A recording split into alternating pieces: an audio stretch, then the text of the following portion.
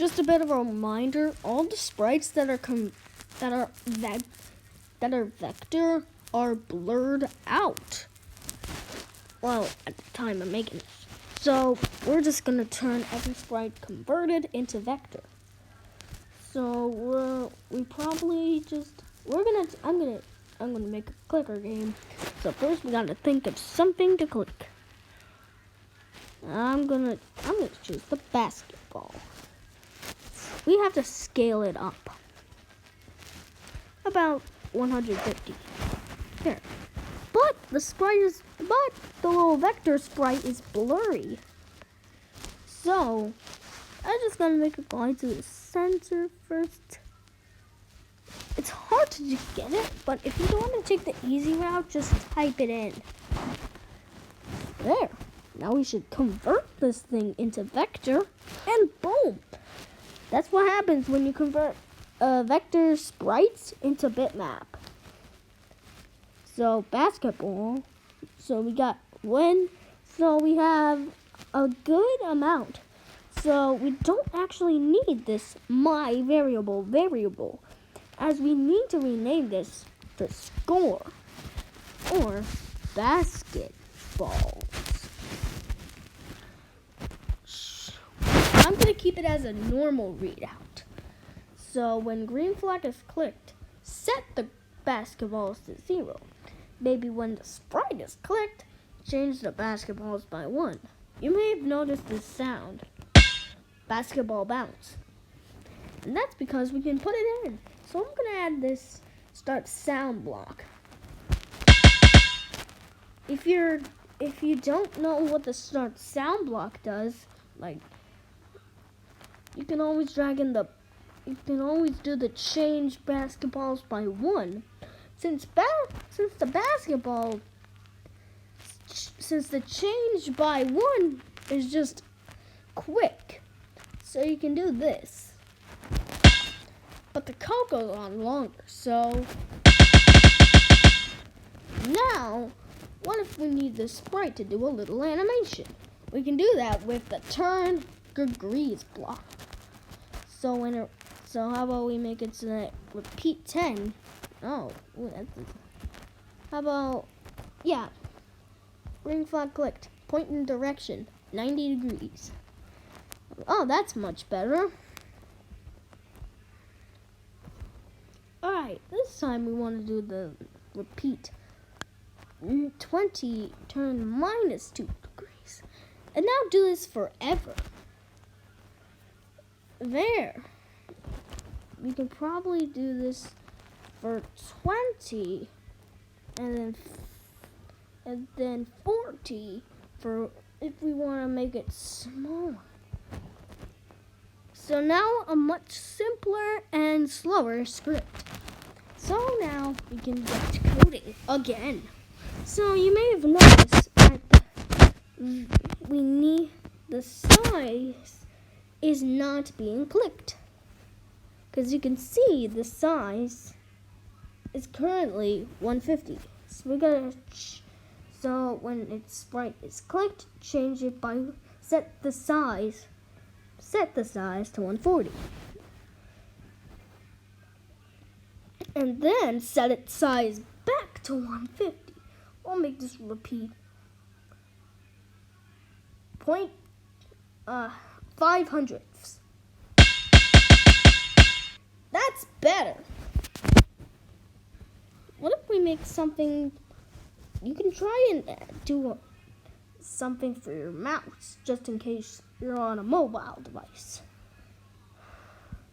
I can do this cool little I can do a little outline drawer, and then I can quickly put it in. But you know what? Go to mouse pointer.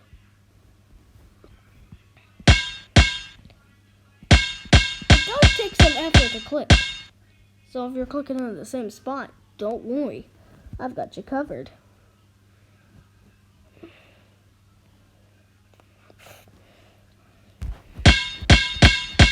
Psych. So you might not need this extra mouse. This little mouse right here isn't really perfect. So we probably want to make it a clone or something. So create clone. Maybe we can do this. But now it leaves a mouse there. So we just gotta make sure. I think. Okay, so the clone doesn't work. So we're just gonna be left intact. Alright, so that's what I want to show you. And remember, kids, always make sure that if something is blurred, it's still displaying the Why is it always displaying the mouse? Okay, we've learned a lesson. Okay, now it doesn't show the code anymore. So now Scratch isn't glitching anymore. Now we can get back to the code. And should I say the flow? Because right now all the vector sprites are now blurred. So for the best results, convert it to bitmap. I think we're getting the hang of it.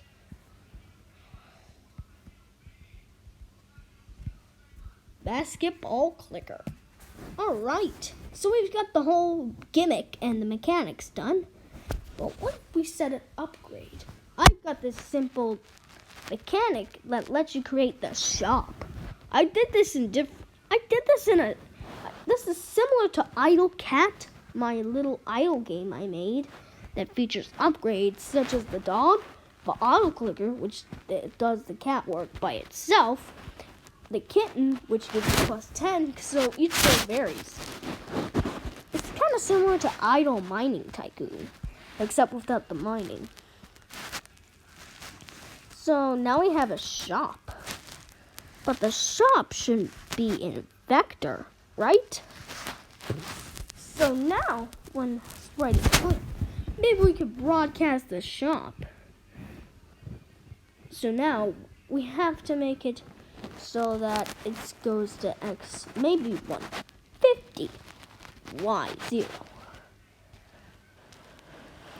So when it receives shop, I have to remake that thing because that got deleted. And now, we should probably make an exit variable so when you exit the shop. So basically, and you might recognize what I've done here. So we're gonna rename. So we add a new broadcast called shop exit. Go back to this position. Now we should probably make it so that it hides. And then, when it receives shop exit, show.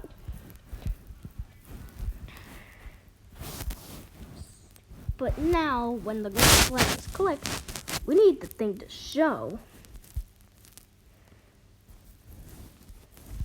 So now we have a little shop feature. Congrats! Except it's not correct. Nope, get out of here, Gobo! I accidentally clicked on surprise again.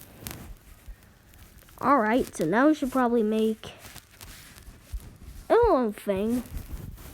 So when the sprite is clicked, broadcast shop exit, and then hide. When it receives show, well, okay, so when green flag clicked is hide. When it receives shop, then the show, and now we have a little mechanism. It's not authentic, but it still works. Does the job.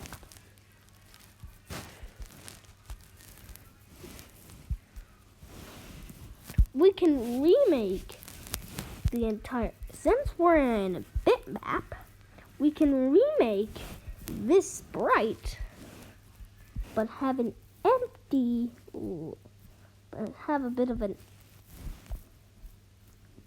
an empty tragedy. So now we have a good thing.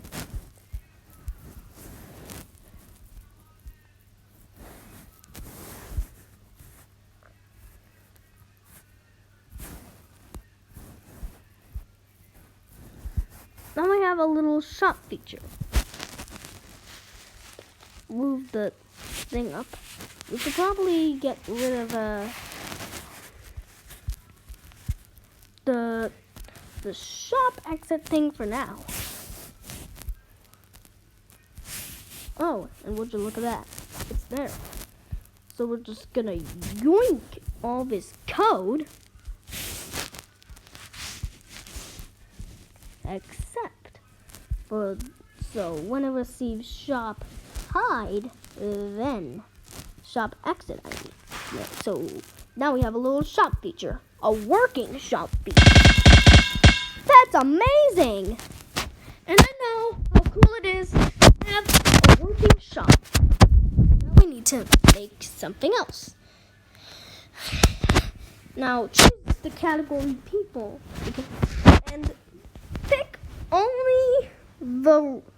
and pick only the scratches 2.0s and only pick the 2.0 and only pick the vectors. Never only pick the bitmap, I mean. This reminds me of Anina. Oh, I see. Stand.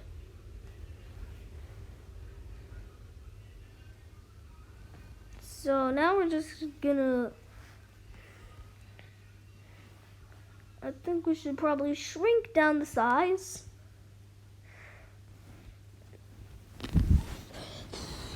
Alright, so yoink this code, and now we have a thing. Alright, so how about when the green flag is clicked, if basketballs are less than 20. This code is from Zinnia, by the way. We have to set its ghost effect to 60, but how about we make it 50 to make it look a bit more faded? But then we want to clear the graphic effects. Clear sound effects kind of doesn't do anything or something. Only the stop all sounds. But hey, now we have a whole shop system. It's not like I said, it's dunker. So we have a little dunker now. So we're just gonna, no, not you, hey, stop trying to sneak into our, you have never sneaked before, but you're sneaking now. We wanted to, so the purple text, okay, so it's not actually gonna be purple.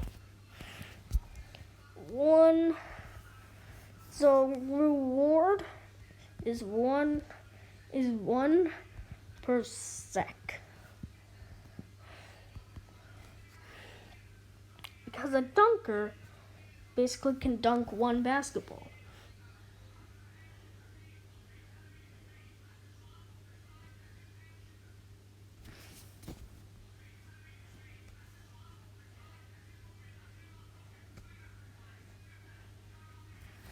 Alright, so let's just yoink this code, except don't do that.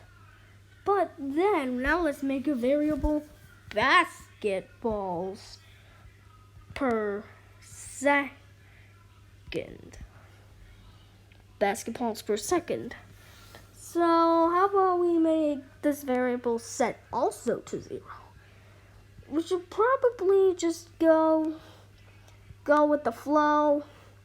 So every second it shall change its basketballs by the basketballs per second. So now we need to change its basketballs. Oh, what? No, by -20.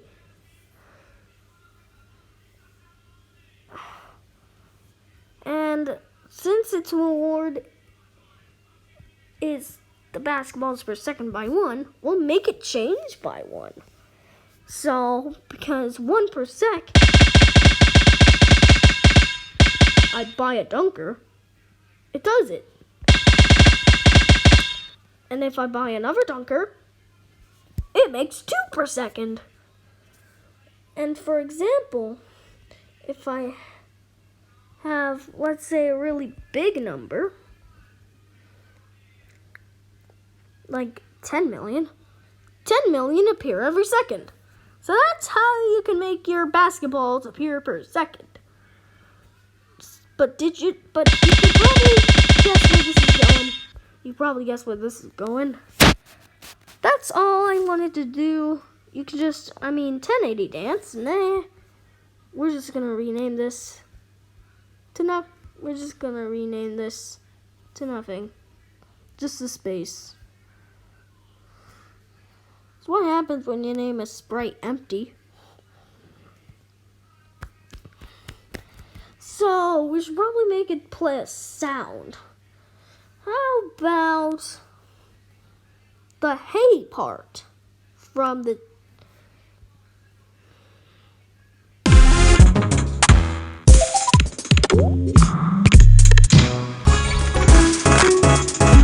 dance celebrate? Bam bam bam bam bam bam bam bam bam bam bam bam bam bam bam bam bam bam. Hey. So and then start sound hey. Hey. Hey. So I'll start the sound. Hey. I'm sorry. Well, that's all I pitched. Set pitch effect of 0. Hey. There we go, just fine. So that's all I wanted to show you. Part 2 is coming soon. Part 2 will come soon, so make sure you watch out for that. Until next time, I can't think of a catchy name for you loyal viewers.